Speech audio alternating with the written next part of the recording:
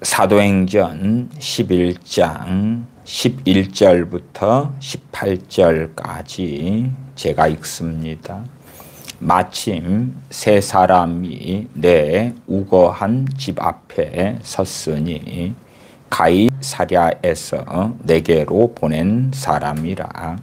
성령님이 내게 명하사 아무 의심 말고 함께 가라 하시매 이 6 형제도 나와 함께 가서 그 사람의 집에 들어가니 그가 우리에게 말하기를 천사가 내 집에 서서 말하되 너가 사람을 욥바에 보내어 베드로라 하는 시몬을 청하라. 그가 너와 내 온 집에 구원 얻을 말씀을 내게 이르리라 함을 보았다 하거늘 내가 말을 시작할 때에 성령님이 저희에게 임하시기를 처음 우리에게 하신 것과 같이 하는지라. 내가 주의 말씀에 요한은 물로 세례 주었으나 너희는 성령님으로 세례 받으리라 하신 것이 생각났노라. 그런즉 하나님이 우리가 주 예수 그리스도를 믿을 때에 주신 것과 같은 선물을 저희에게도 주셨으니 내가 누구간데 하나님을 능히 막겠느냐 하더라. 저희가 이 말을 듣고 잠잠하여 하나님께 영광을 돌려 가로되 그러면 하나님께서 이방인에게도 생명 얻는 회개를 주셨도다 하니라. 아멘. 오늘 설교의 주제는 성령 충만을 받는 법이 되겠습니다. 드리게 될 것 같습니다. 성령 충만을 받는 법. 사도행전 11장에는 베드로 사도가 백부장 고넬료 가정에 가서 복음을 증거한 다음에 예루살렘 교회에 되어진 상황을 보고하는 내용 가운데 일부를 읽었습니다.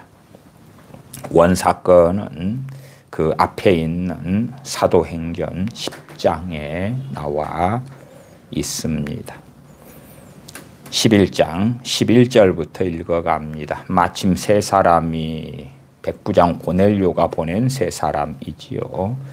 내 우거한 집 앞에 섰으니 가이사랴에서 내게로 보낸 사람이라. 성령님이 내게 명하사 아무 의심 말고 함께 가라 하시매 이 6 형제도 나와 함께 가서 그 사람의 집에 들어가니 할례자들인 유대인들이 무할례자들과 함께 교류하지 않는 그 상황 속에 예루살렘 교회는 처해 있었습니다.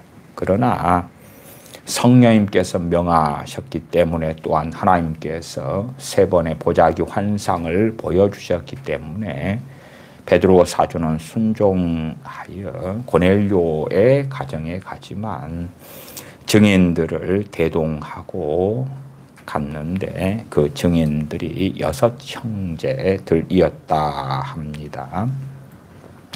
이 6 형제도 나와 함께 가서 그 사람의 집에 들어가니 백부장 고넬료의 집입니다.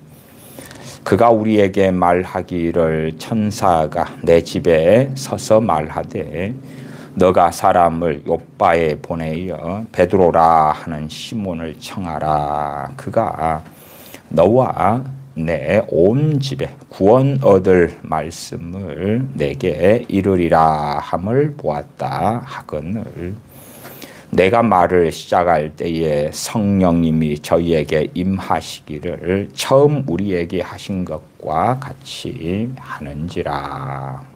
사도 베드로가 말씀을 증거하기 시작할 때의 그 말입니다. 물론 우리가 생각하는 국어적으로 이해하면 곤란하겠습니다. 말을 하기 시작할 때에 그러니까 미처 복음도 안 전했는데 성령님께서 임하신 것 같은 오해는 하지 않아야 됩니다. 앞에 사도행전 10장에 보면 10장 34절부터 베드로 사도가 복음을 증거하는 것이 나와 있습니다. 10장 34절부터 조금 보십시다. 베드로가 입을 열어 가로되 내가 참으로 하나님은 사람의 외모를 취하지 아니하시고 각 나라 중 하나님을 경외하며 의를 행하는 사람은 하나님이 받으시는 줄 깨달았도다. 만유의 주 되신 예수 그리스도로 말미암아 화평의 복음을 전하사 이스라엘 자손들에게 보내신 말씀 곧 요한이 그 세례를 반포한 후에 갈릴리에서 시작되어 온 유대에 두루 전파된 그것을 너희도 알거니와 하나님이 나사렛 예수님에게 성령님과 능력을 기름 붓듯 하셨음에 저가 두루 다니시며 착한 일을 행하시고 마귀에게 눌린 모든 자를 고치셨으니 이는 하나님이 함께 하셨습니다. 우리는 유대인의 땅과 예루살렘에서 그의 행하신 모든 일의 증인이라. 그를 저희가 나무에 달아 죽였으나 하나님이 사흘 만에 다시 살리사 나타내시되 모든 백성에게 하신 것이 아니요 오직 미리 택하신 증인 곧 죽은 자 가운데서 일어나신 후 모시고 음식을 먹은 우리에게 하신 것이라. 우리를 명하사 백성에게 전도하되 하나님이 산자와 죽은 자의 재판장으로 정하신 자가 곧 이 사람인 것을 증거하게 하셨고 저에 대하여 모든 선지자도 증거하되 저를 믿는 사람들이 다 그 이름을 힘입어 죄사함을 받는다 하였느니라. 베드로가 이 말 할 때에 성령님이 말씀 듣는 모든 사람에게 내려오시니 베드로와 함께 온 할례 받은 신자들이 이방인들에게도 성령님 부어주심을 인하여 논란이 이는 방언을 말하며 하나님 높임을 들음이러라. 베드로 사도가 복음을 증거하는 내용들이 43절까지 나와 있는 것을 봅니다.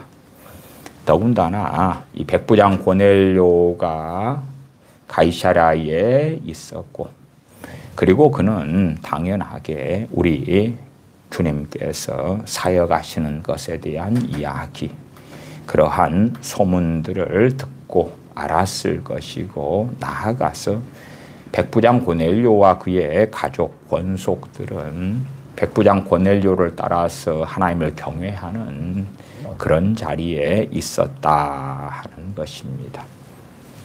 나아가서 백부장 고넬료에게 하나님께서 천사를 보내셔서 하신 말씀들을 백부장 고넬료는 자신의 권속들에게 또한 가족들에게 증거하였을 것이고 하나님께서 구원 얻는 말씀을 전하라고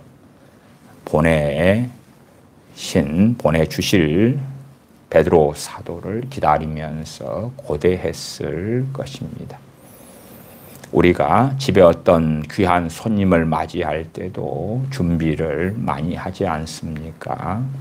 하나님께서 그의 천사를 통하여서 구원 얻을 말씀을 증거할 요바에 있는 시몬 베드로를 청하여 오라 했는데 보통 마음과 보통 생각과 정성이 아니었겠지요.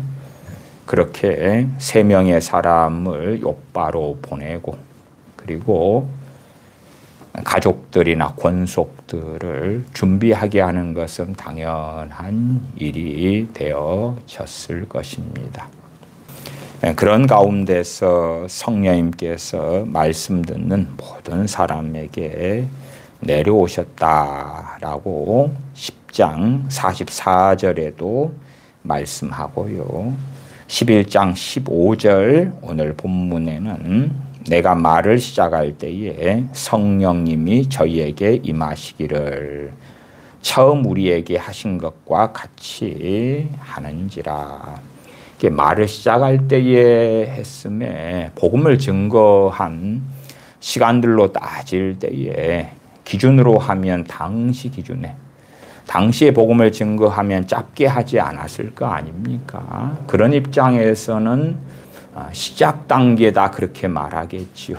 우리야 이제 노방전도 하거나 복음을 길가에 서서 전한다, 전도지를 나눈다 그러면은 예수님 믿고 천국 갑시다, 예수천당, 불신지옥 아니면 전도지에 수고하고 무거운 짐진 자들아 다 내게로 오라, 내가 너희를 쉬게 하리라. 뭐 그러한 짧고 간략한 예수님 믿고 천국 가십시다. 그런 것을 복음이라고 이야기하고야 말겠지요. 그런 입장에서는 전혀 다른 이야기가 될 것입니다. 많은 당시의 사도들이 또한 주님의 사람들이 복음을 증거할 때의 기준으로 한다면 기껏해야 시작도 안 했다. 이제 시작했다. 이제 시작했다. 내가 말을 시작할 때에 그렇게 이야기합니다. 물론 우리가 볼 때는 충분한 복음을 전한 걸로 보이지만 내가 말을 시작할 때에 성령님이 저희에게 임하시기를, 그래서 믿는 자에게 성령님께서 복음을 듣고 믿는 사람들에게 임하신 것이지요. 성령님께서 먼저 임하신 다음에 성령을 받은 다음에 믿게 된 그런 순서는 아니다는 것은 우리가 압니다. 성령님이 저희에게 임하시기를 처음 우리에게 하신 것과 같이 하는지라. 예루살렘 교회의 교인들도 자각하고 알지요. 자신들이 주님을 믿은 것과 같이 성령님께서 자신들에게도 임하셨다는 사실을요. 그것이 초대교회 교인들의 상식이었습니다. 상식이었지요. 그리고 사도행전 10장에서는 10장 45절에 성령님께서 말씀 듣는 모든 사람에게 내려오신 다음에 베드로와 함께 온 할례 받은 신자들이 이방인들에게도 성령님 부어주심이 나의 논란이 그들이 확인할 수 있었다 그 말이에요. 그 가운데 46절에 이는 방언을 말하며 하나님 높임을 들음이러라.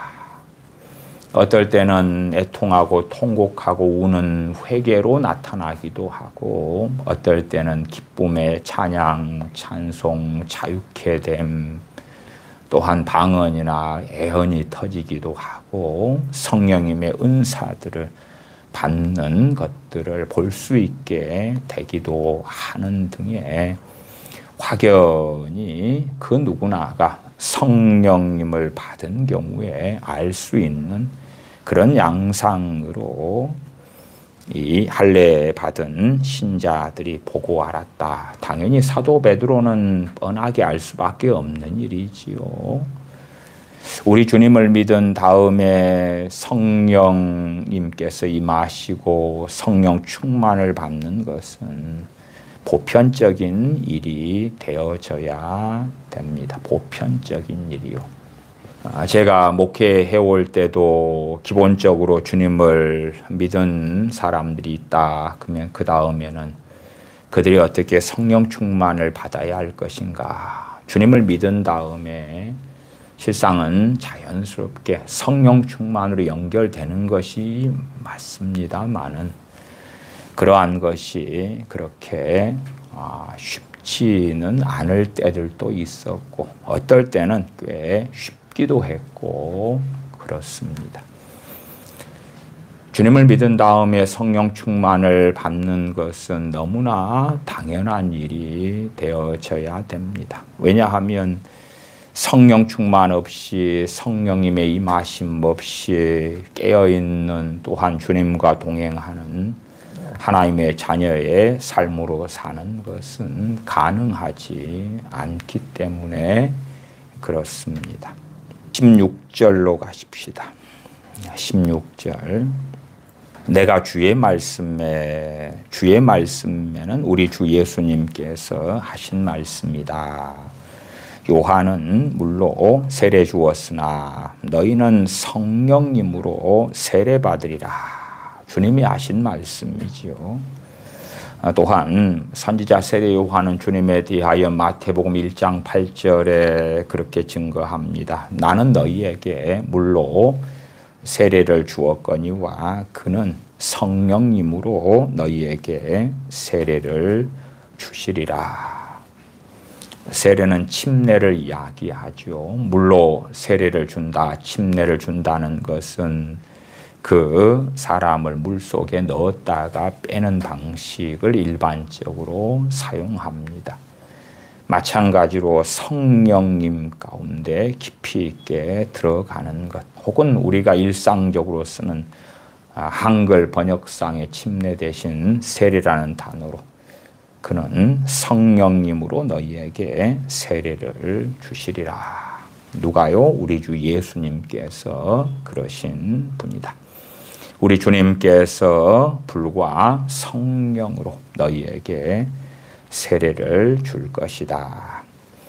누가복음 24장 49절에 주님께서 말씀하십니다. 볼지어다 내가 내 아버지 약속하신 분을 너희에게 보내리니 너희는 위로부터 능력을 입히울 때까지 이 성에 유하라 하시니라.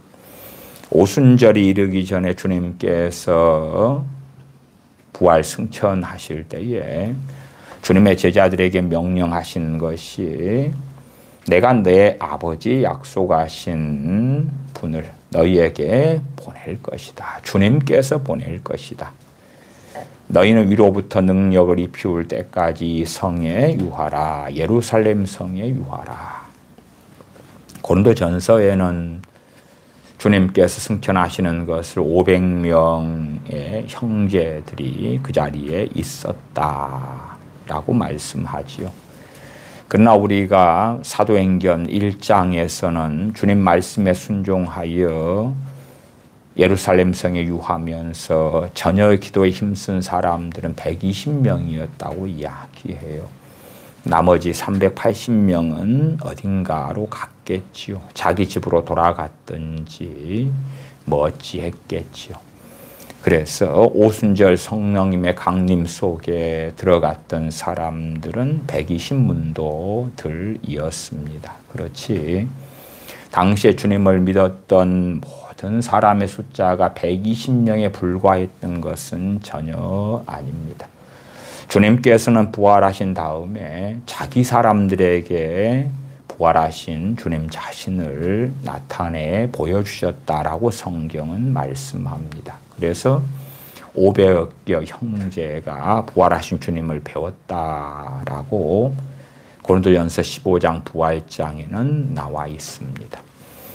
또한 그들은 이 성에 유하라 아버지 약속하신 성령님을 기다려라 하는 말씀을 들었지요. 그러나 그 가운데 상당수는 순종하지 아니했지요. 이 고넬료와 고넬료의 가족들, 권속들은 복음을 들으면서 또한 복음을 듣는 중에 성령님께서 말씀 듣는 모든 사람들에게 내려오셨다, 임하셨다라고 말씀합니다. 왜 우리가 복음을 들으면서 나아가서 복음을 듣고 주님 믿은 사람들이 쉽게 당연하게 일어나야 될 성령 충만을 성령님을 받는 일을 겪지 않느냐, 겪지 못하느냐, 그런 고민을 할 수밖에 없지요. 그래서 제가 서두에 고넬료와 고넬료 권속들에게 있었던 일을 말씀을 드리는 것입니다. 또한 상당히 많은 사람들은 주님의 복음에 있어서 사람들의 귀를 즐겁게 하는 복음의 내용만 얼마를 빼놓고 복음의 내용을 들으면서 우리가 또한 복음을 듣는 이들이 얼마나 큰 죄인인가, 하나님의 심판 진노를 받을 수밖에 없는 자들인데 그 하나님의 진노에서 건져내시기 위하여 아들 되시는 주님께서 그 죄를 담당하셔서 죽으셨다는 그 복음, 그러한 복음들이 축소되거나 덮여지거나 감추어지거나, 그래서 단지 하나님께서 당신들을 사랑하신다고 주님을 믿는다고만 하면은 천국 백성이 된다고, 그리고 당신들이 기도하는 것은 하나님이 응답해 주실 거라고 하는 이것저것을 짜집게 한 가운데 왜곡시켜버리는 그러한 희한한 복음. 또한 당신들이 주님을 믿으면 당신들의 수고하고 무거운 짐들을 주님께서 다 맡아주실 거라 그러는 마태복음 11장에서도 그 이후에 흘러가는 말씀들을 삭제해버리고 많은 그러한 복음, 그러한 것을 전한 받았는데 어찌 그 다음에 성령님께서 그들에게 임하시는 그러한 일이 벌어질 수가 있겠는가? 우리가 갈라디아서 3장에 사도 바울이 갈라디아 지역의 교회들을 책망하는 내용을 봅니다. 그러면서 갈라디아서 3장 2절에는 내가 너희에게 다만 이것을 알려 하노니 너희가 성령님을 받은 것은 율법의 행위로냐 듣고 믿음으로냐. 내가 너희에게 다만 이것을 알려 하노니 너희가 성령님을 받은 것은 율법의 행위로냐 듣고 믿음으로냐.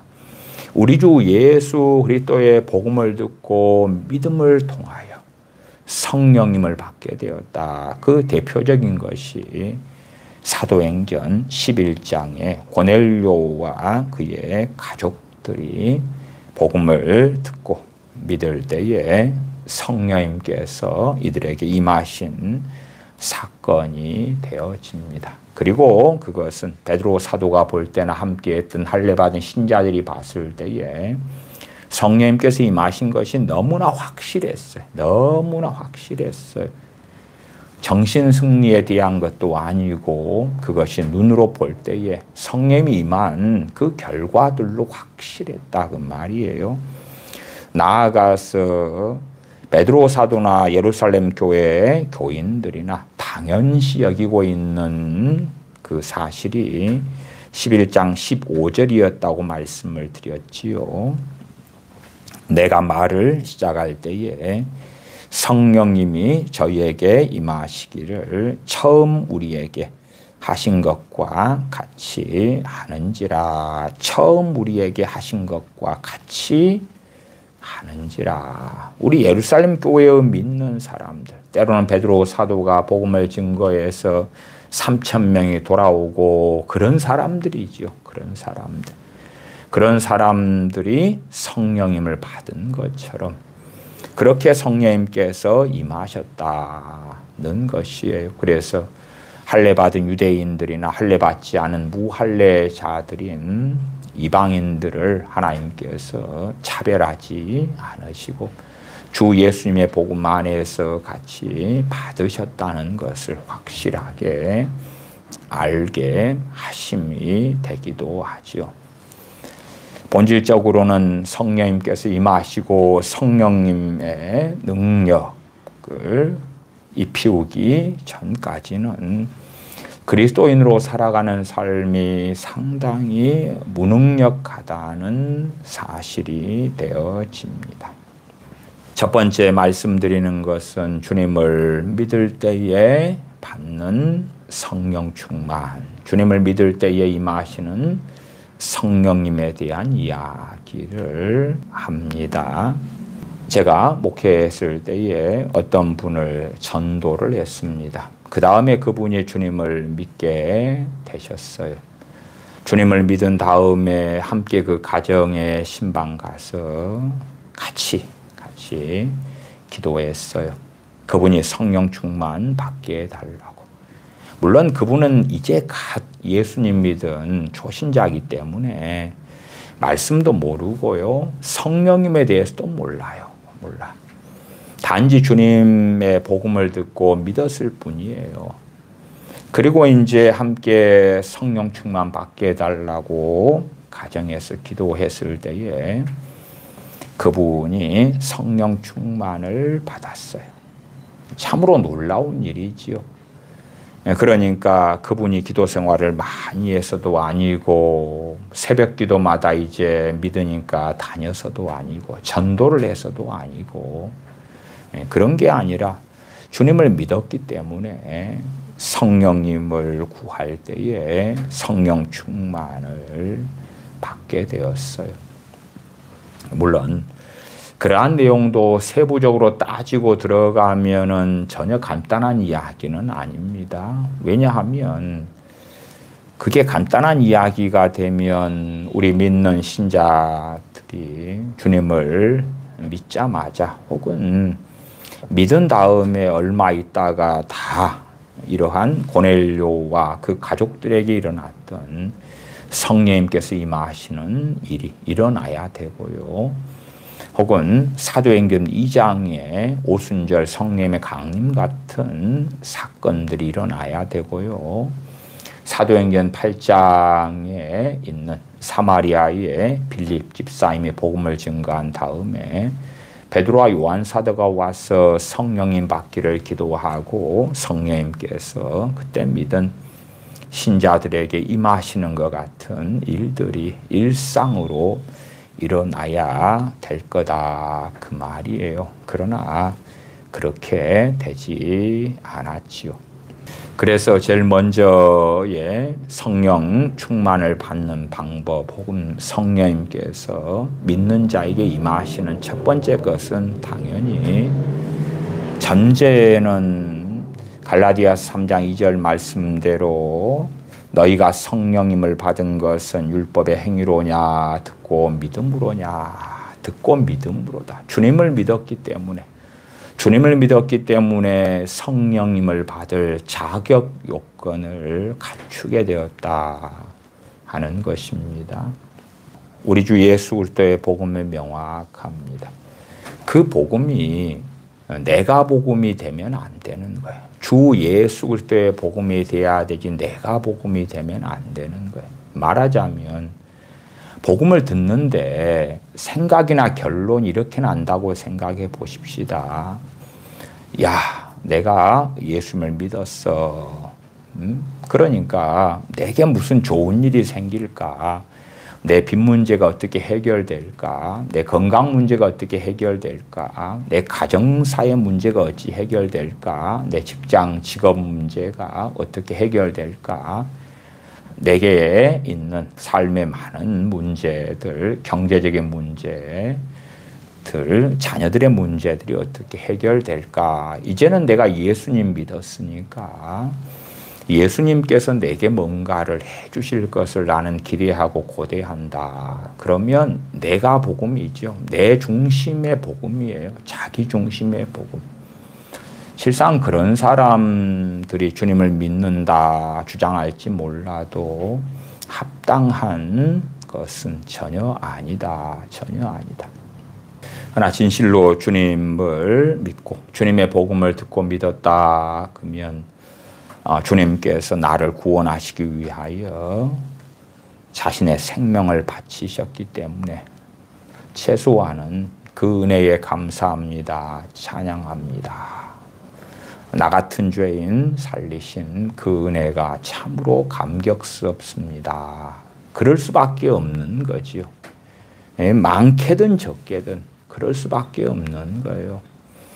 그런데 복음이 왜곡되고 희한하게 돼버리면, 그러면 그 상대방 중심의 복음으로 변질시켜 가지고 그 상대방을 주인공으로 만드는 복음이 되고야 말지요. 전능하신 아버지 하나님께서는 예수 그리스도의 것으로 우리를 불러주셨고, 주님의 소유, 주님의 것, 주님의 자녀들, 주님의 백성으로 불러주신 것이지요. 그래서 믿음이 더 성장하고 성숙할 때에 최소한 사나 죽으나 우리가 주의 것이로다 하는 그 깊은 것을 알겠지만, 그러나 주님 믿는다는 것, 그 은혜, 그 사랑을 받은 사람이 이제는 내가 어떻게 주님을 위하여 살까? 주님을 기쁘시게 하고 살까? 주님을 믿었으니 이제 말씀을 상고해야지, 예배드려야 되겠다, 찬양해야 되겠다, 주일날이라도 예배당에 가서 하나님 앞에 기도하고 예배드려야 되겠구나. 그 기본적인 마음을 가질 수밖에 없는 거지요. 그러나 어떤 사람들은 그러한 마음, 마인드를 안 가져요. 안 가지고 심지어는 이제 그 상당한 경우는 주로 자녀들, 2세대, 3세대 이런 자녀들의 경우는 그런 마음들이 잘 없는 경우들을 봐요. 그런 경우들은 주님을 믿는다 그러는데 과연 저것이 주님을 믿는 건지 안 믿는 건지.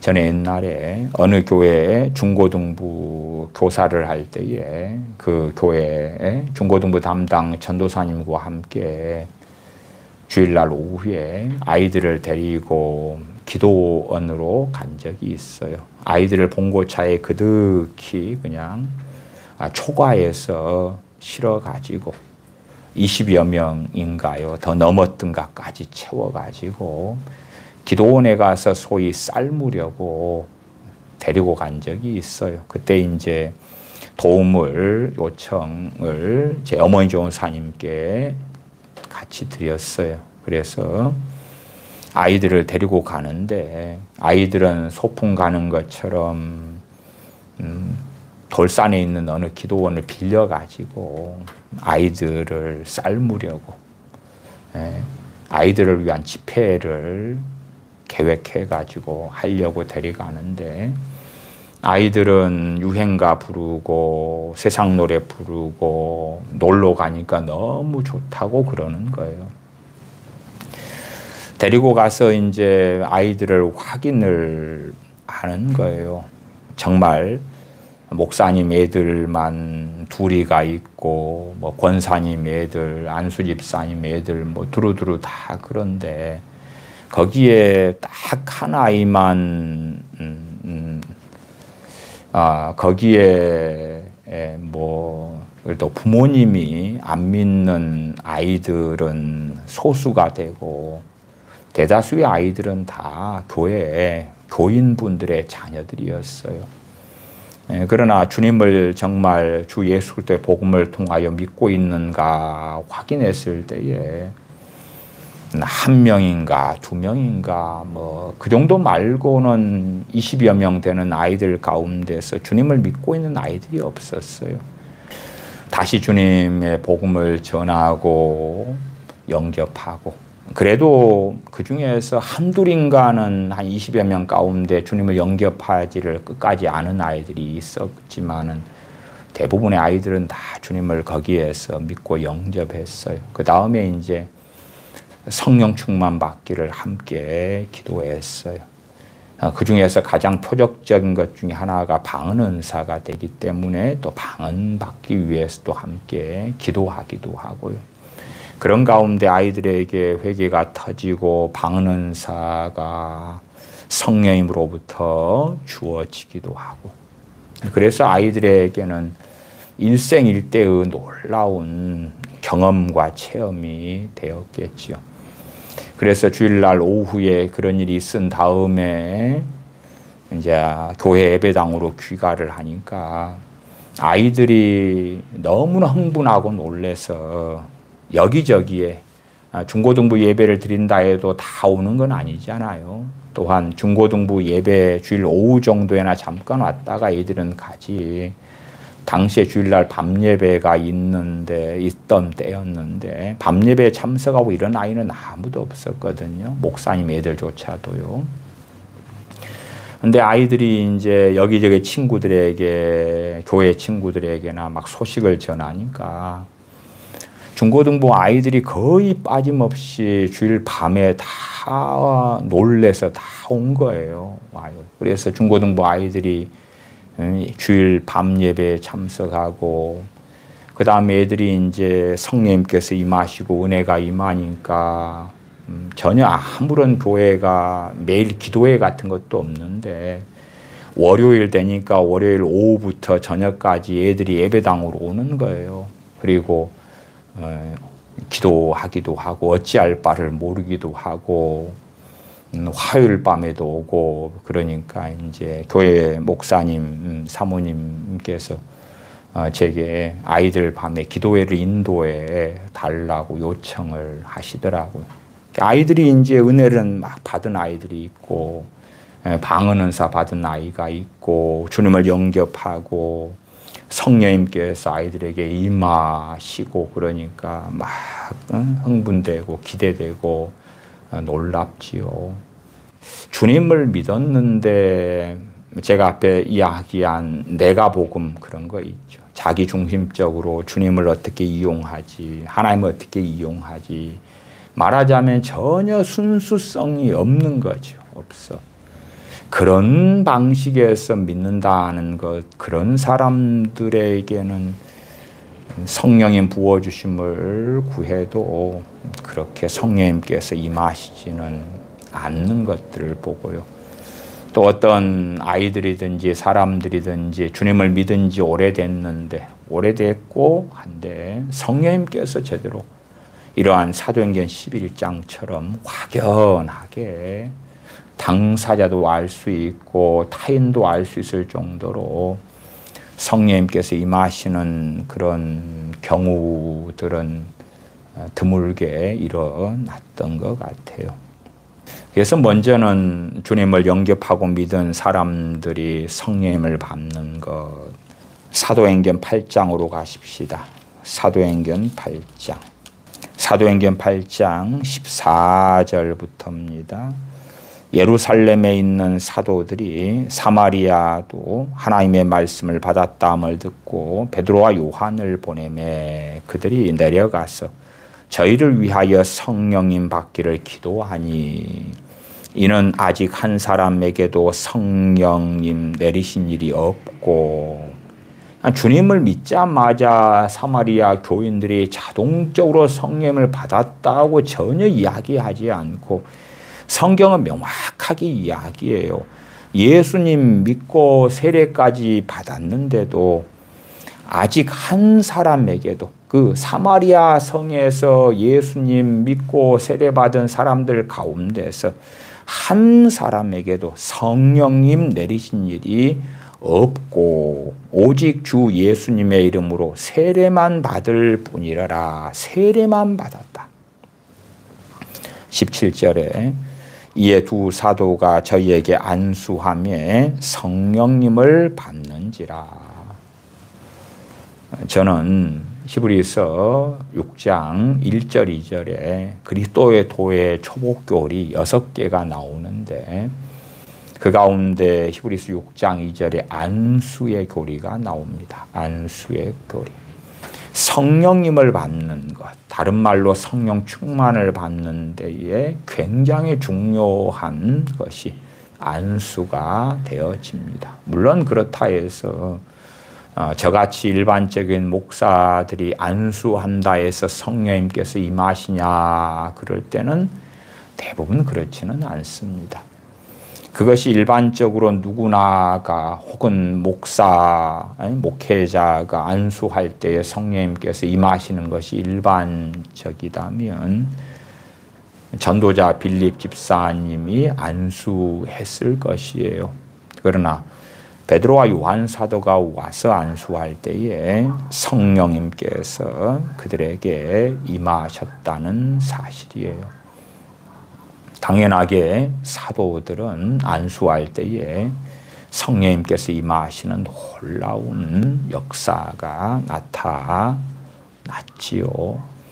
사도행전 19장에도 사도 바울이 에베소에 가서 믿는 자 12명을 만나서 너희가 믿을 때에 성령님을 받았느냐? 우리는 성령님이 계심도 알지 못하노라. 세례 요한이 증거한 우리 주 예수님에 대한 복음을 듣고 주님을 믿게 된 사람들 12명이 에베소에 살고 있는 거예요. 아마 유월절이나 오순절 등의 절기 때 와서 세례 요한의 우리 주님을 증거하는 복음을 듣고 믿었던 것 같아요.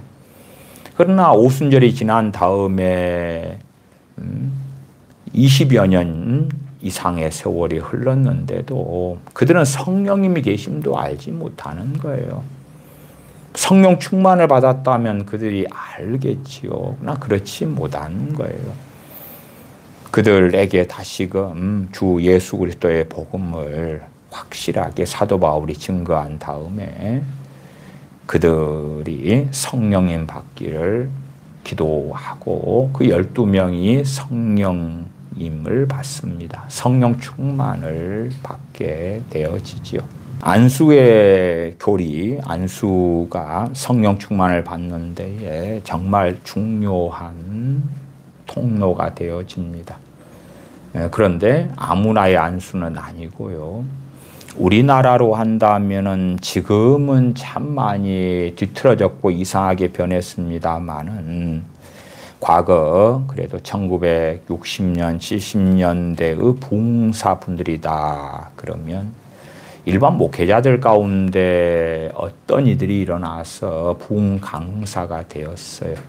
주로 이제 그 부흥 강사가 되신 분들, 심령 부흥 성회를 인도했던 분들, 또 70년대라면 산속에 있는 기도원들에서 그러한 부흥회를 많이 했고 산상 집회를 많이 했지요. 그러다가 각 교회에서도 이제 그러한 부흥사분들을 모셔다가 집회, 심령 부흥 집회를 하게 되었었죠. 주로 그러한 부흥사분들, 그런 분들 가운데 다는 아니지만 어떠한 사람들이 안수하고 기도할 때에 성령님께서 임하시는 그 은사, 그 권능을 입은 사람들이 있었어요. 예전에 청주에 어느 암흑의 목사님이셨는데 그 목사님이 제 모교에 와서 부흥 집회를 인도하셨는데 그분을 소위 그렇게 말했어요. 콧물 빼는 은사를 가졌다. 그분이 이제 부흥 집회를 인도하면서 안수를 하고 그러면은 막 가락국수가 빠져요. 코에서 가락국수 빼는 은사다 그랬는데 막 눈물, 콧물이 쏟아지는 거예요. 물론 그것도 집회에 한 200~300명 모였다 그럴 때에 전체적으로 그런 건 아니고 그때마다 교인들의 사모함이나 간절함이나 등등에 따라 틀린데 그래도 확연하게 보일 정도로 상당한 사람들이 막 회개가 터졌어요. 그러면서 성령 충만을 받았거든요. 나중에 제가 또 다른 교회에서 신앙생활을 할 때인데 그 목사님을 부흥 강사로 불렀더라고요. 그래서 그 목사님이 부흥회를 하는데 과거 옛날 10몇 년 전에 모교에서 부흥회 할 때에 안수하고 가락국수가 막 콧물이 뚝뚝뚝 질질 나오고 하는 그러한 것보다는 현저히 줄어들었더라고요. 현저히. 여러 이유가 존재할 것인데 그분의 그러한 그 은사, 성령의 능력을 덧입는 그러한 은사들이 약화된 것도 주요한 요인이 됐을 거라 싶어져요. 그분의 부흥회 때 그분이 선동해서 그 강단에 서가지고 담임 목사님 좋은 차 뽑아 주라고 그래서 일반 교인들은 교통사고 나서 뭐 죽어도 뭐 어쩌고 저쩌고 하는데, 목사님은 교통사고 나도 죽으면 안 되지 않냐고 그러니까 교회 헌금으로. 물론 그 교회는 규모가 있는 교회였고 목사님은 자가용이 있는 목사님이고요. 급여도 많이 주는 목사님이에요. 그분이 자기가 그 교회 사임한다고 교회에 당시에 수십억을 해내라고 했던 목사님이기도 한데, 어쨌든 그분하고 짝짝꿍 해가지고 비싼 최고급 차를 해주라고 했고, 당시 집회 때에 그걸 해줬어요.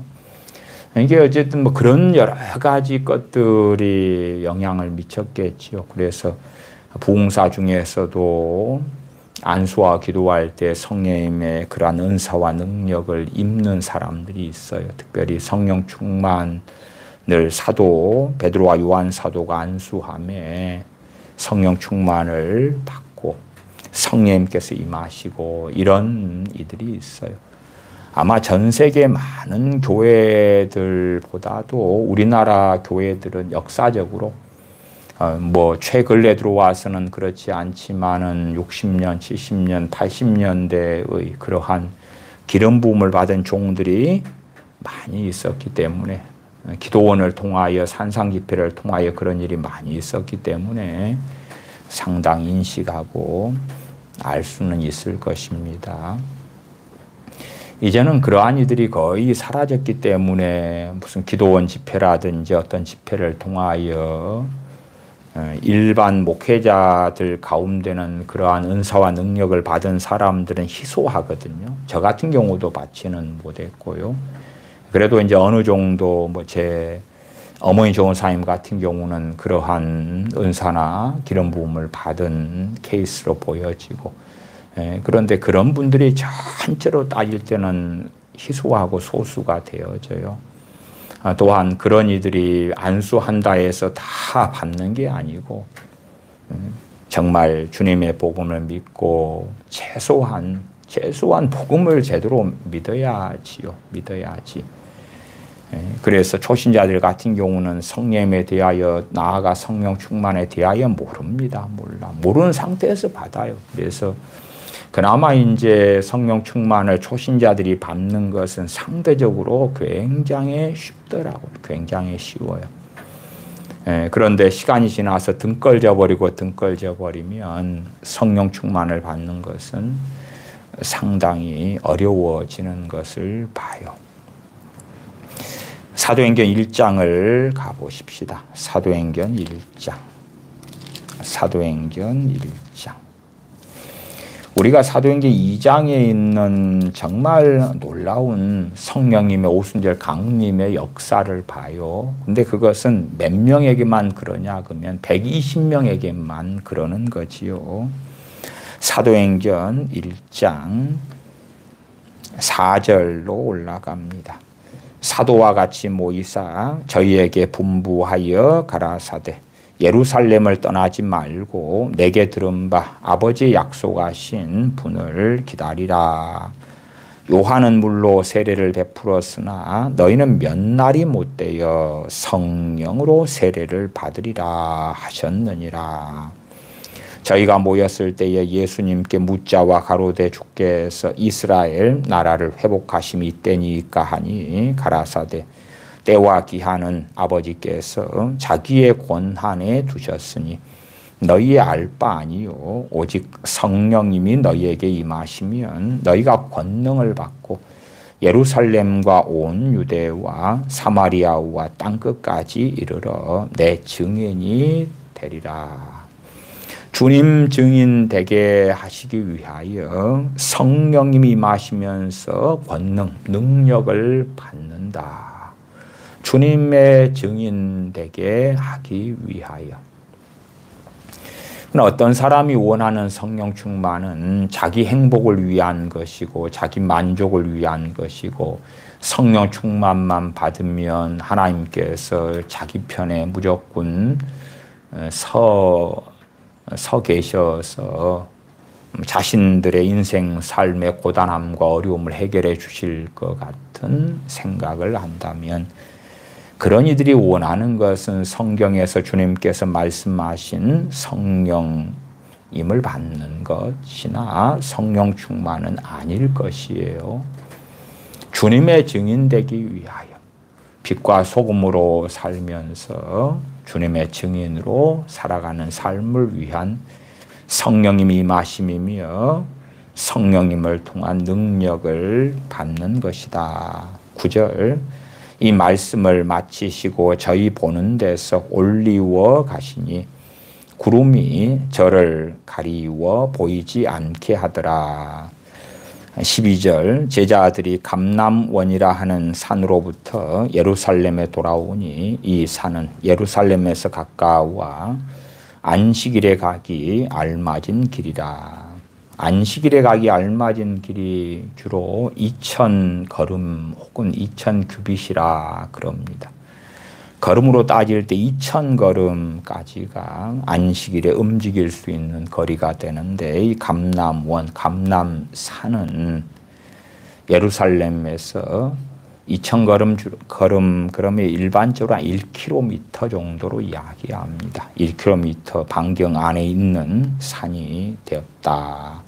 13절, 들어가 저희 유하는 다락에 올라가니 베드로, 요한, 야고보, 안드레와 빌립, 도마와 바돌로메, 마테와 및 알페오의 아들 야고보, 셀로신, 시몬 야고보의 아들 유다가 다 거기 있어 여자들과 예수님의 모친 마리아와 예수님의 아우들로 더불어 마음을 같이 하여 전혀 기도에 힘쓰니라. 주님께서 승천하셨을 때가 사순절이고요. 성령 강림하셨을 때가 오순절이기 때문에 열흘 정도의 시간 동안에 전혀 기도에 힘쓰니라 말씀하면서 15절에 모인 무리의 수가 한 120명이나 되더라. 120명 정도의 사람들이 전혀 기도에 힘썼다라고 말씀합니다. 정말 성령 충만을 받는 사람들이 이렇게 사모하는 거죠. 사모하고 고대하고 원하고 그럴 때에 성령 충만을 받아도 정말 놀랍게 강렬하게 받는 것을 봅니다. 성령 충만을 받는 사람들도 다 양상과 모양 모습들이 꽤 다르기도 합니다. 어떤 사람은 회개와 통회 자복이 일어나면서 성령 충만이 임하는 사람도 있고요. 어떤 사람은 방언 은사를 받으면서 성령 충만이 임하는 사람도 있고 어떤 사람은 기쁨이 임하고 감격이 오면서 기쁨의 눈물이 있으면서 성령 충만을 받기도 하고 앞에 사람은 통회의 회개가 통회 자복이 죄에 대한 탄식 가운데 성령 충만이 임하는 사람도 있고 뭐 다양하게 성령 충만을 받게 됩니다. 그러나 최소한의 이제 초신자 때의 성령 충만을 받는 경우는 잘 이해하지 못하고 몰라요. 말씀도 모르고 성령 충만이 뭔지도 모르고요. 그러나 신앙생활을 좀 한 사람들이 받는 성령 충만의 정도, 양상은 상당한 경우에 이제 얼마나 사모하느냐, 얼마나 갈구하고 얼마나 원하느냐와 직결되는 것을 봅니다. 갈라디아 지역의 교회들에게 너희들이 성령을 받은 것은 듣고 믿음으로냐, 율법의 행위로냐, 그럴 때에는 그들이 복음을 전해 들은 다음에 사도행전 10장이나 11장에 고넬료와 그 권속들, 가족들이 받은 성령 충만 같은 케이스다. 이렇게 이해를 하시는 것이 맞다. 우리 주님은 어제나 오늘이나 동일하시고 변치 않으시는 주님이시죠.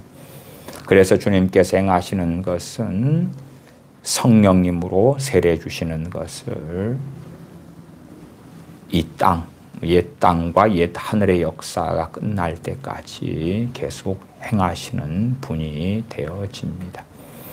또한 우리가 하나님의 자녀 백성으로 살아갈 능력과 힘이 주님께서 성령님으로 세례 주실 때에, 성령 충만을 우리에게 주실 때에 우리가 그러한 삶이 가능해진다 하는 것입니다. 초신자도 그렇더라고요. 최소한은 이제 어떤 이가 성령 충만을 이제 어떤 이에게 이제 초신자 믿는 분이 성령 충만을 받게 하고 싶어요. 저 같은 목회자 입장에서. 근데 그 사람이 주님을 믿는다 그러는데 지금 현재의 마음 상태가 누군가에 대한 원망으로 꽉 차 있고 미움으로 꽉 차 있고 용서하지 않음으로 꽉 차 있는 상태에서는 그렇게 성령님께서 임하시고 이런 게 안 되더라고요. 최소한은 주님을 믿는 초신자가 믿자마자 함께 기도하면 성령 충만히 임하는 그런 경우들은 있는데 주님의 구원하심에 대하여 감사하고 나 같은 죄인을 살리신 하나님의 은혜에 대하여 찬양하고 그런 사람들에게 자 함께 기도하자고 손잡고 기도도 하고 성령님을 달라고 아버지 하나님께 또한 우리 주 예수님께 구하자고 그러면서 찬양을 부르고 함께 기도하고 위에서 기도해 줄 때에 성령님께서 임하시는 우리 주님께서 성령으로 세례 주시는 그 아름다운 복된 일이 일어나더라고요. 그러나 이제 유감스럽게도 성령 충만을 받은 다음에 성령 충만을 지속적으로 관리하고 유지하는 사람들이 그렇게 많지는 않은 거예요. 성령 충만을 받았지만 성령 충만을 받았으면 이제 성령님의 막 그 사람 안에서 역사하심이 있단 말이에요. 있어. 주님을 영접하고 믿었으니까 주님을 통하여 구원받았잖아요. 말할 수 없는 죄 사하신 은혜 또한 의롭다고 하시고 하나님의 자녀로 삼아주시는 그 복된 영광을 얻었는데 그렇게 주님을 믿는 사람이 되었으면 최소한의 마음이 있잖아요. 최소한의 마음이. 내가 그래도 이제 말씀대로 하나님을 섬겨야 되겠다. 예배드려야 되겠다. 기도해야 되겠다. 찬양해야 되겠다. 최소한의 것이 있잖아요. 최소한의 마음이. 그런 것이 있는 사람들은 일반적으로 성령님께서 임하신 다음에 성령님의 도우심을 받아가지고 기도를 많이 하게 되어져요. 성령님께서 임하시기 전에는 기도해야 되겠다 마음 먹어도 기도를 제대로 할 수 없어요. 할 수 없어. 5분 기도, 10분 기도도 어렵다 그 말이에요. 찬양해야 되겠다 하지만은 마음이 뜨거워지지 않아요.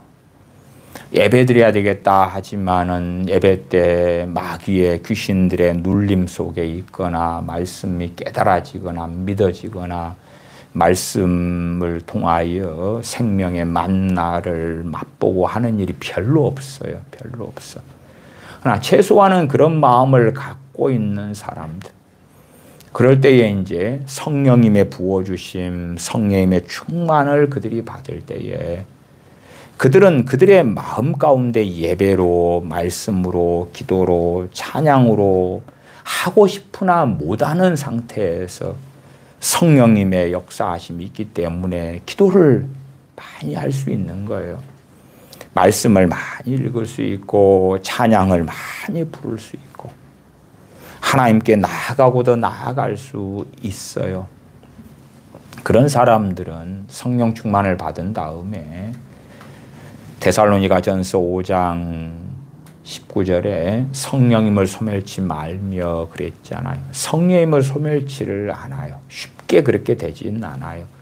성령 충만을 쉽게 까먹지를 않아요. 그러나 제가 목회하면서나 또 많은 분들을 만나고 사역하고 그럴 때에 최소한 이제 감 믿은 사람들은 성령 충만을 받으실 수 있도록 애를 쓰고 그러는데, 그래서 성령 충만을 받는 분들이 많으셨는데 성령 충만이 오래 가지를 않는 거예요. 오래 가지를 안 해. 그러니까 성령 충만을 받으니까 성령의 9가지 열매를 겪고 체험도 하고, 왜 이리 기쁜가, 왜 이리 평안한가, 왜 이리 즐거운가. 야, 예수님 믿는 것이 이런 것이었구나. 예수님 믿기 참 잘했다. 예수님 믿으니까 근심도 없는 것 같고, 이 성령 충만을 받으니까 근심도 어디 사라지는 것 같고, 우울증을 앓고 있다고 우울증도 어디 없는 것 같고, 마음에 소망이 생기고, 너무 좋은 거예요. 행복한 거예요. 그래서 왜 이리 좋은가? 너무 기쁘고 좋아. 예수님 믿기 너무 잘했다. 그리고 이제 그런 기대들을 하는 사람들을 봤어요.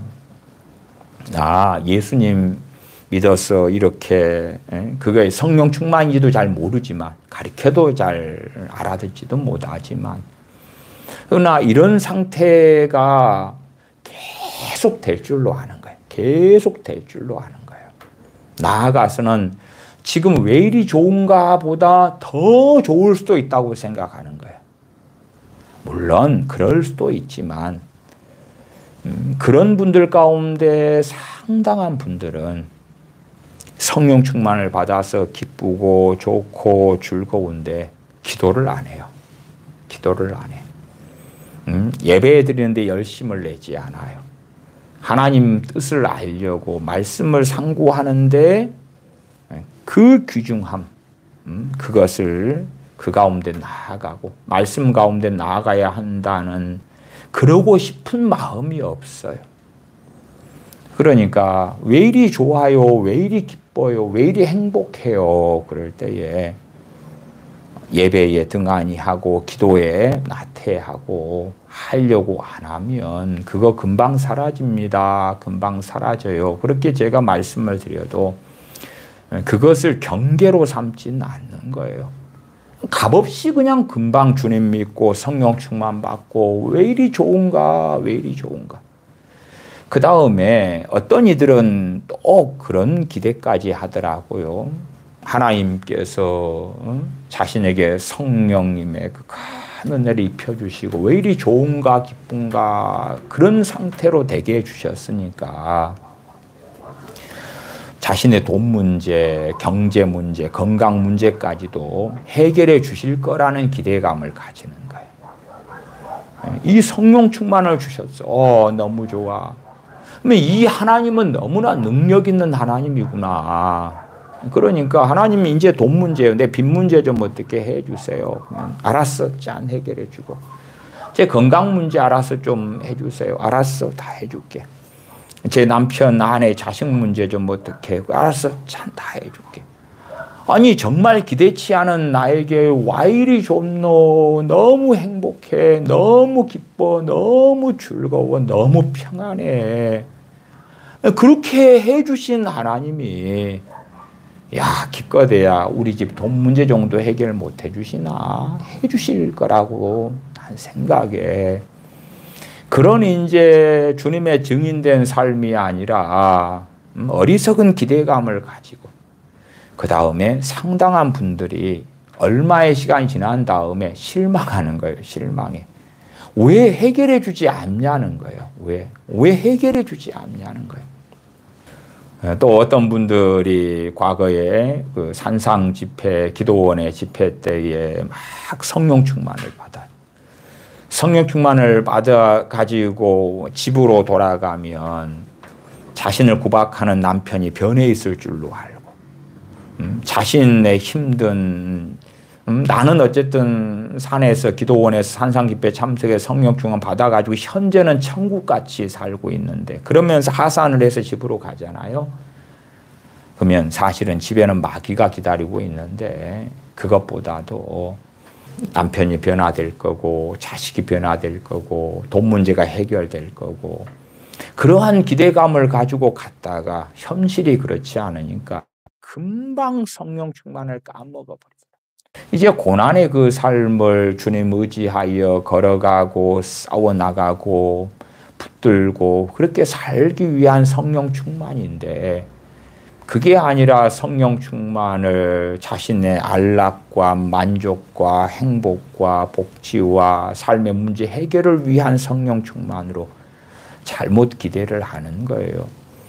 그래서 주신 성령 충만이 그 선물이 언제까지나 유지될 거라고 생각하는 거예요. 언제까지나. 물론 지금 세대야 이제 주님 믿은 다음에 성령 충만을 받는 사람들이 많지 않기 때문에 사변적으로 인본주의적으로 혹은 성령 충만이 뭔지를 겪지 않았기 때문에 모르는 사람들이 많은 이 젊은 세대의 자녀 세대의 때를 살아가고 있는 것이 사실입니다. 제가 엊그저께 제 어머니 조사님과 옛날 1980년 초 이야기를 했어요. 1980년 초 또 1970년대 이럴 때는 이제 상당한 교회들이요, 그 여전도에 갔으면은 여름 때는 기도원, 산에 있는 기도원에 들어가서 성령 충만 받으라고 여전도 애들이 가거든요. 그러면 제 모교회 같은 경우도 어머니와 같은 교회에 다녔으니까 여전도회에서 어쨌든 시간을 막 한 5일을 내야 돼요. 집회가 월요일 밤부터 시작해서 목요일 밤까지 주로 당시 했고요.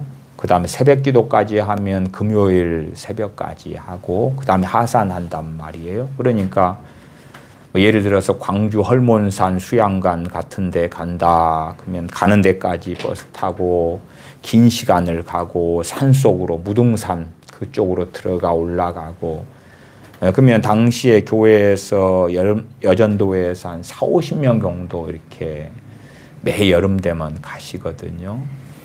그래서 이제 월요일부터 기도를 해요. 성령 충만 받게 해달라고, 은혜 받게 해달라고 막 기도를 해요. 그리고 이제 금요일 날 집회 끝나고 내려오신단 말이에요. 아니면 이제 급하게 내려온다 그러면 목요일 밤에 집회 끝나고 이제 정리하고 내려오고 그럴 수도 있겠지만 주로 금요일 밤이 마지막이니까 그때까지 막 철야도 하고 금식도 하고 하나님 은혜 달라고 막 발버둥을 쳐요. 당시에는 핸드폰도 없고 뭐 없잖아. 인터넷도 없고 올라가면 산속에 그 열악한 속에서 예배드리는 예배당에 버글버글 모여서 모기에게 뜯겨가면서 잠을 자고요. 선풍기도 몇 대 없이 벽에서 돌아가고 뭐 그 정도 열악한 상황에서 며칠을 보내는 거예요.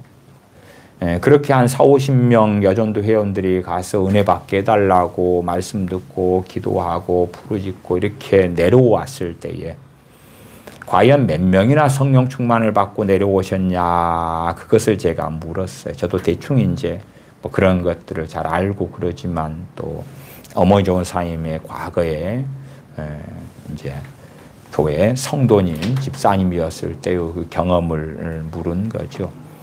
그랬더니 그렇게 말씀하시더라고요. 40-50명 올라가서 성령 충만 받고 내려온 사람 80년 초 은혜를 많이 대한민국 교회에 부어주셨을 때, 그럼에도 그때 성령 충만을 받고 내려온 사람들이 한 손가락 안에 낀다. 한 손가락 안에. 한 손가락 안에는 40-50명 올라가서 5 안에니까 기껏해야 10% 되는 거지. 10%.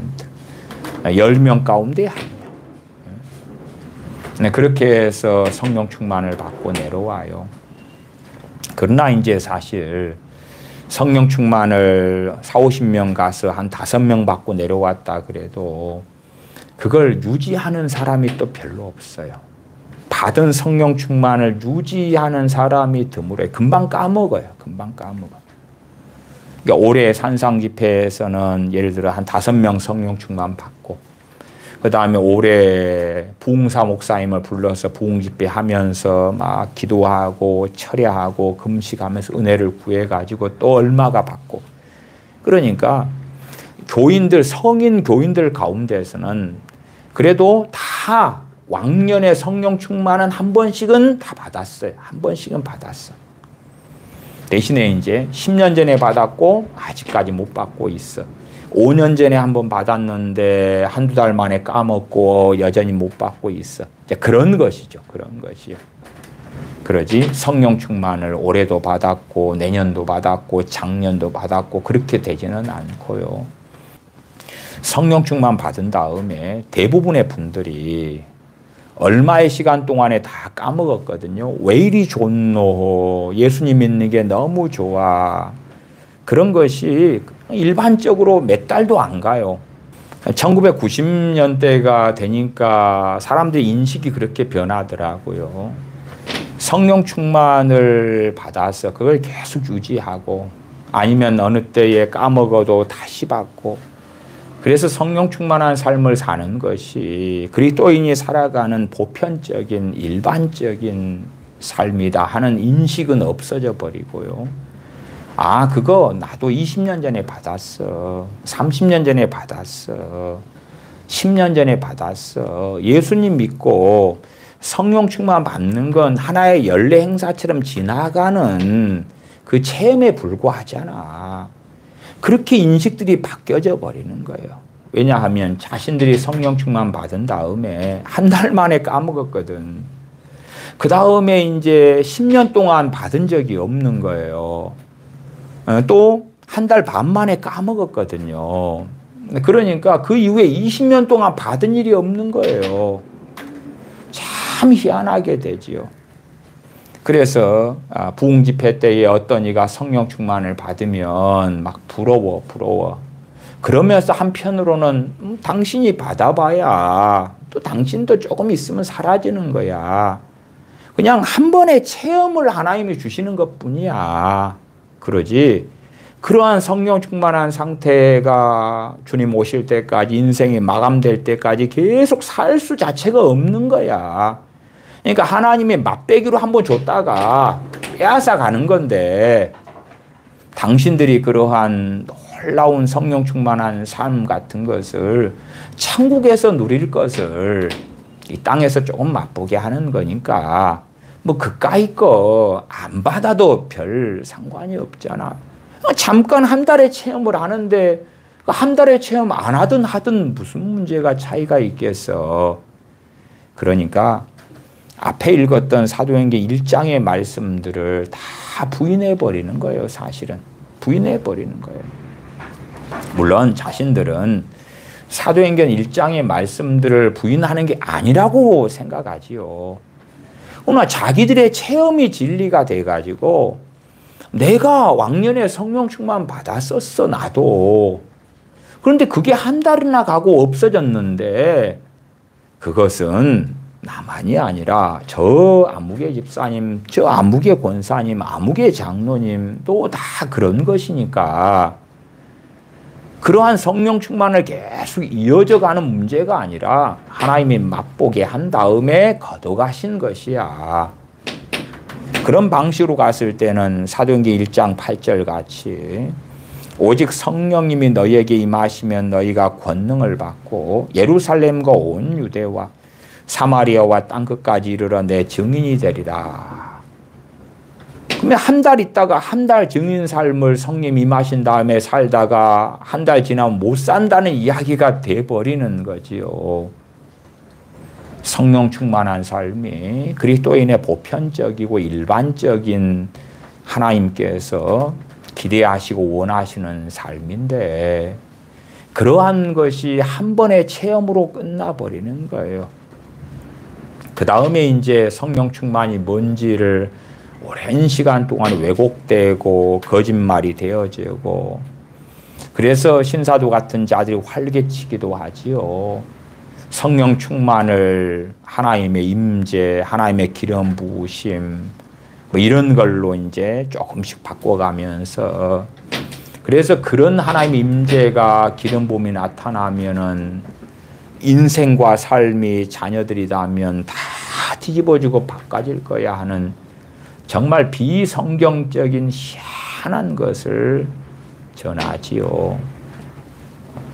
그런 것이었다면 베드로와 요한 사도가 사도행전 8장에 사마리아에서 빌립 집사님의 전도를 통하여 믿게 된 사람들한테 성령님 받기를 기도하고 안수하고 했을 뿐만 아니라 사도행전 8장에 보면은 사마리아 성에 큰 마술사인 시몬이 있잖아요. 사도행전 8장 13절을 가보십시다. 사도행전 8장 13절로 가보십시다.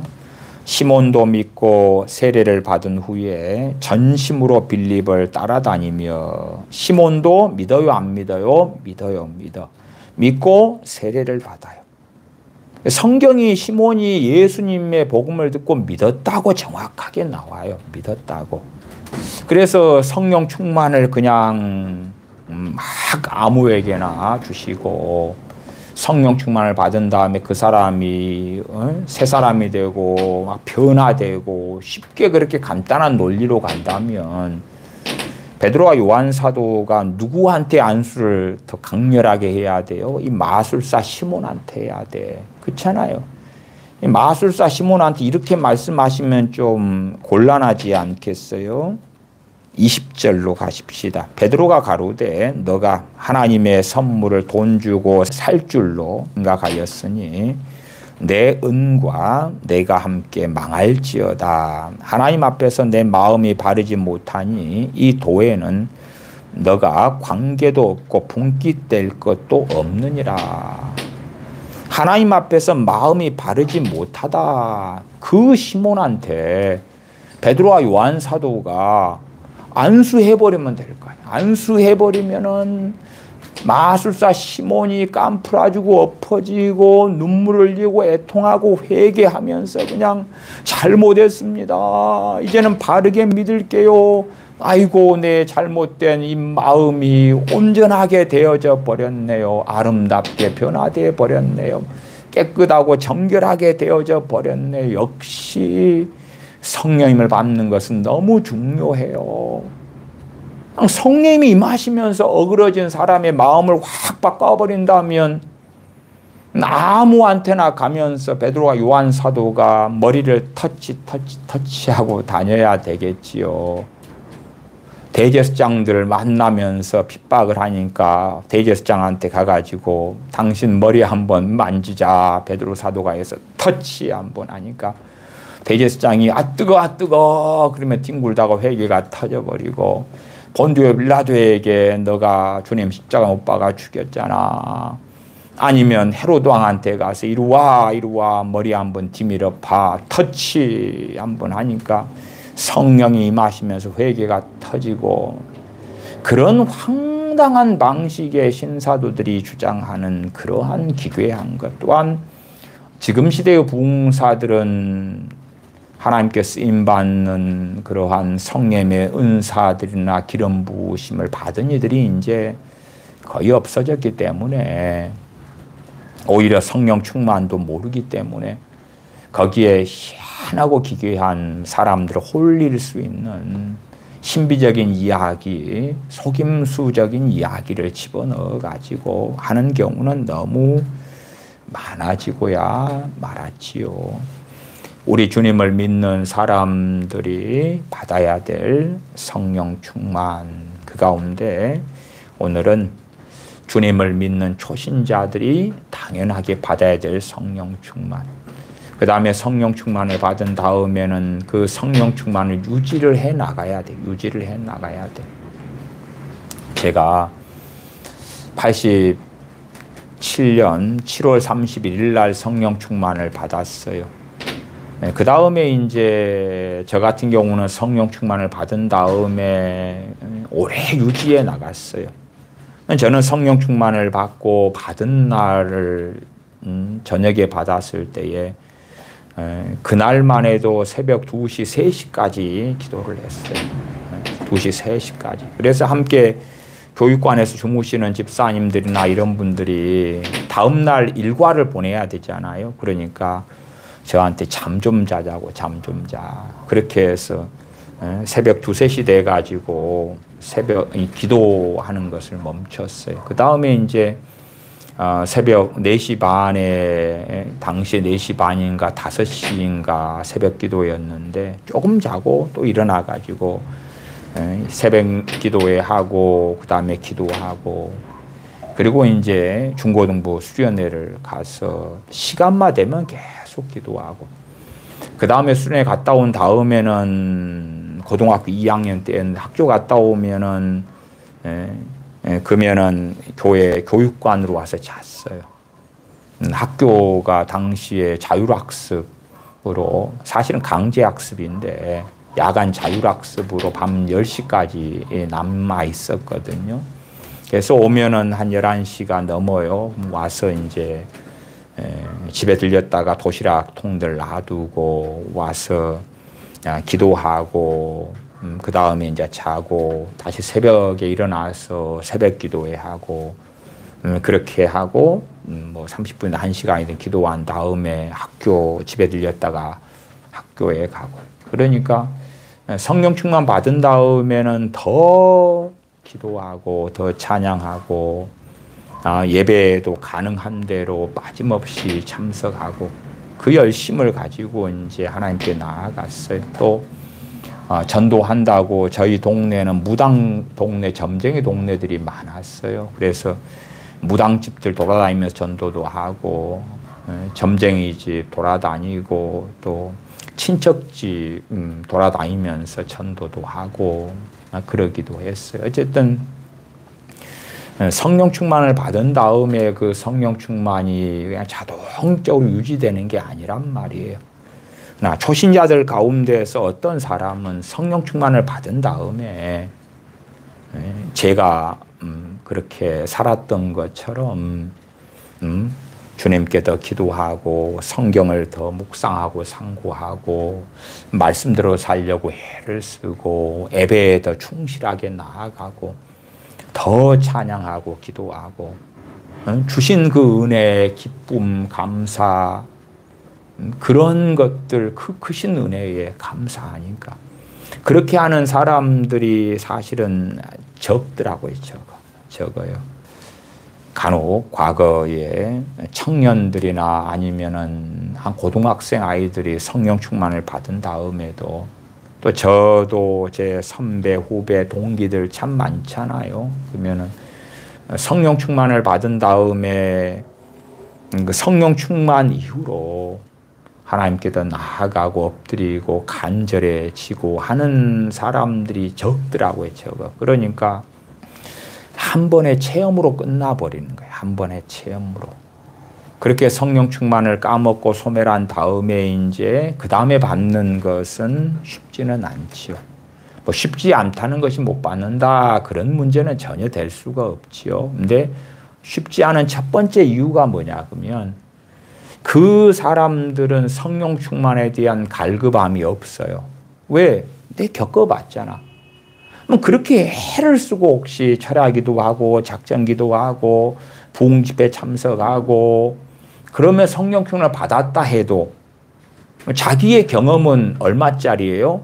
한 달짜리나 3주짜리나 일주일짜리거든.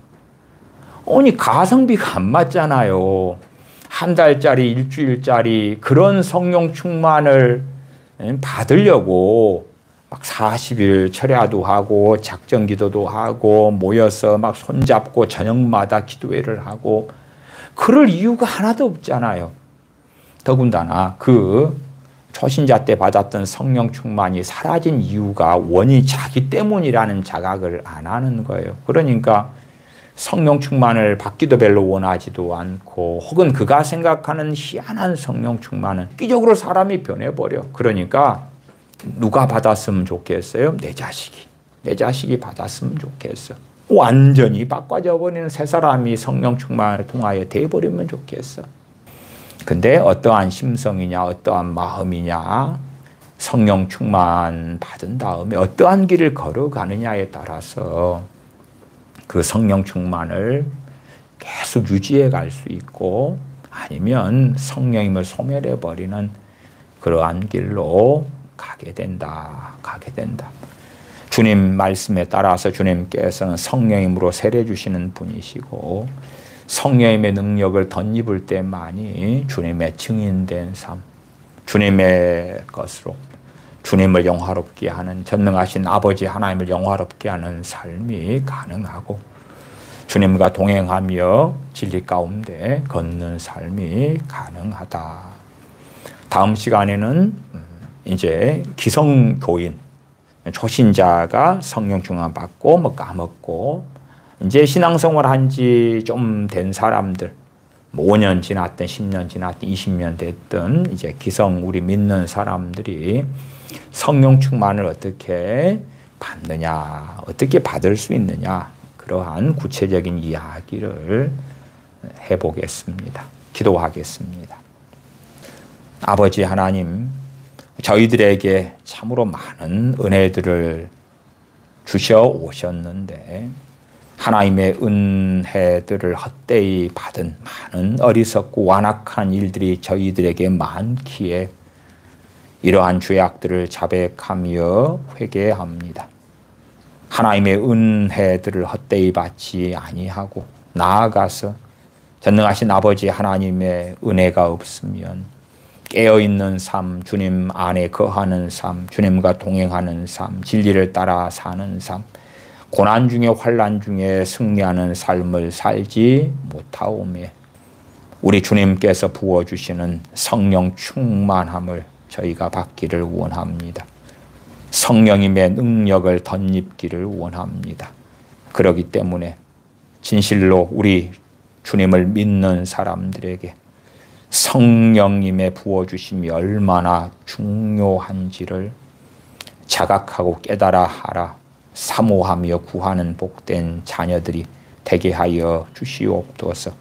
우리 주 예수님의 이름으로 기도하옵나이다. 아멘.